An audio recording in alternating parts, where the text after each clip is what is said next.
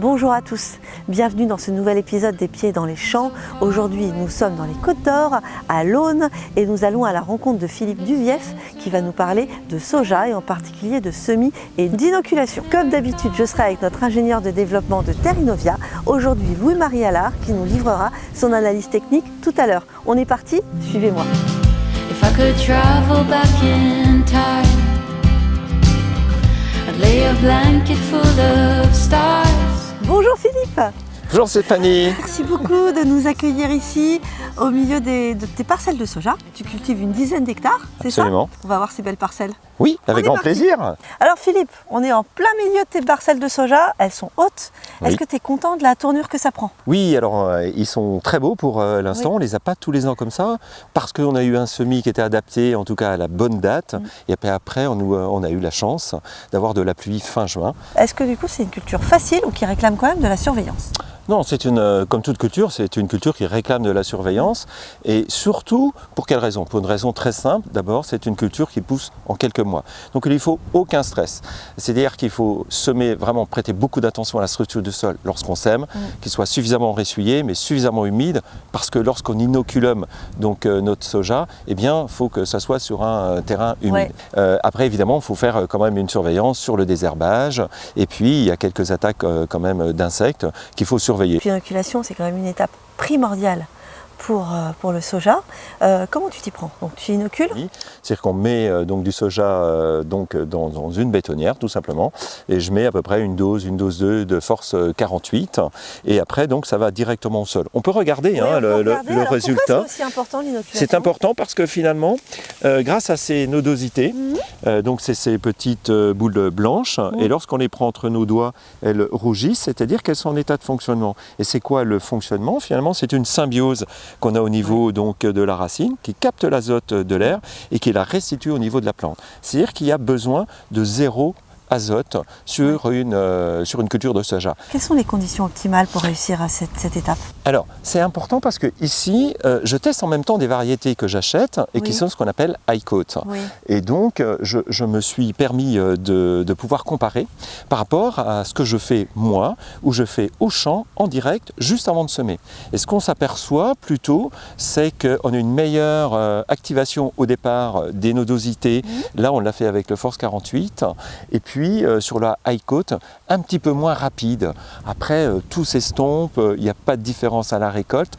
Et alors, il y a des conditions climatiques privilégiées pour réussir ton inoculation? Oui, alors, c'est le temps de latence entre l'inoculation et le semis qui doivent être le plus court possible. Et puis 2, c'est d'opérer dans un champ donc à la fois ressuyé mais pas trop, avec une préparation du sol qui a été superficielle plusieurs mois avant, où la pluie et le soleil ont permis d'avoir de la terre fine avec un tout petit peu d'agrégat, qui permet donc de positionner la graine à 2-3 cm dans une terre fine, qui permet tout de suite à la graine de soja de pouvoir germer, élevé et sans perdre de temps ni stress. Alors tu me parlais de préparation de sol, qu'est-ce que tu fais pour préparer ton sol?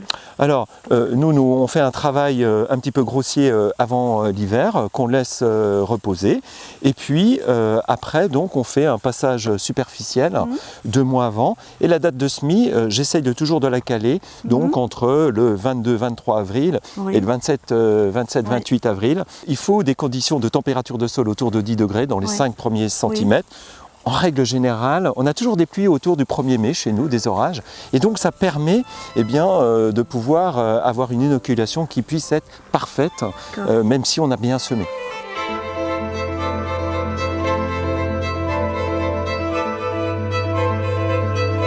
Philippe a insisté sur l'importance d'avoir un sol frais au moment du semis pour garantir une bonne levée. Mais il existe une règle d'or. Il faut que le sol, au moment de toute intervention, soit parfaitement ressuyé pour éviter les phénomènes de tassement et ainsi nuire au bon enracinement du soja. L'inoculation, c'est une étape importante à ne pas manquer. Pour un soja bien inoculé, 70 à 80% de l'azote va être fixé par les nodosités. Le reste, c'est le sol qui va le fournir. Pour réussir l'inoculation, il est indispensable d'utiliser des inoculants homologués de qualité. Les inoculants contiennent des bactéries vivantes qui nécessitent quelques précautions. Les bactéries sont des organismes très sensibles. Pour le stockage, on va éviter des températures supérieures à 25 degrés. Le jour du semis, on va faire l'inoculation à l'abri de la lumière. Et enfin, quel conseil tu donneras à un agriculteur qui souhaiterait implanter du soja et qui se pose la question? Et en toute humilité, je pense que c'est une culture extrêmement importante. La raison, c'est que moi, par exemple, l'année prochaine, je vais en faire 5 fois plus. Je vais plutôt faire autour de 50 hectares. Il y a des charges beaucoup plus faibles que sur un maïs qui a besoin d'azote, alors que le soja n'a pas besoin d'azote. Et évidemment, compte tenu du contexte russo-ukrainien, c'est un élément déterminant pour pouvoir calibrer nos charges et pouvoir dégager un revenu. Merci beaucoup Philippe pour ton accueil ici au milieu de cette belle parcelle de soja. Et puis surtout, n'hésitez pas de revenir en Côte d'Or. Ah oui, avec plaisir. Merci. Merci Stéphanie. Alors Louis-Marie, que penses-tu de la parcelle de soja de Philippe? Soja très prometteur. On voit une très bonne régularité, très bonne implantation, une inoculation qui est super réussie. Il faut dire aussi que les conditions climatiques ont été très favorables avec tous ces orages qu'il y a eu pendant la phase végétative. Merci beaucoup Louis-Marie pour tes précieux conseils. Voilà, c'est fini. Merci à tous de nous avoir suivis pour cet épisode des Pieds dans les champs sur les parcelles de soja de Philippe Dubief à l'Aune. Vous pouvez liker, commenter cet épisode. Vous pouvez également vous abonner sur notre chaîne YouTube pour retrouver tous les épisodes des Pieds dans les champs. En attendant, je vous retrouve dans une autre région pour mettre les pieds dans un autre champ. À très bientôt.